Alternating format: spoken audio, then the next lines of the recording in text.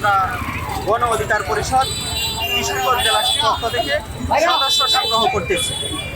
আমরা আমাদের স্লোগান হচ্ছে জনতার অধিকার আমাদের অঙ্গীকার, গণতন্ত্র, ন্যায় বিচার, অধিকার, জাতীয় স্বার্থ, এই 4 মূলনীতিতে কাজ করতেছে গণ অধিকার পরিষদ। গণ অধিকার পরিষদের মূল লক্ষ্য হচ্ছে জনগণের অধিকার নিশ্চিত করা। বিগত দিনে আপনারা দেখেছেন 18 সাল থেকেই আমরা প্রত্যেকটা জনগণের অধিকার নিয়ে আমরা প্রথমে ছাত্রদের একটা যৌক্তিক দাবিতে রাজপথে নেমেছিলাম।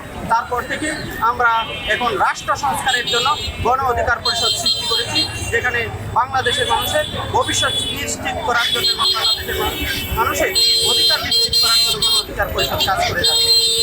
আমরা আজকে গণ অধিকার পরিষদ প্রত্যেক সাধারণ নাগরিককে এই দাওয়াত দিচ্ছি যে গণ অধিকার পরিষদে যোগ দিন এবং দেশ গঠনে অংশ নিন।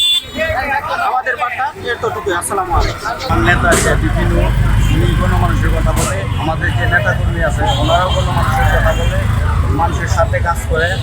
ওনার কার্যক্রম বা ওনার কথাবার্তা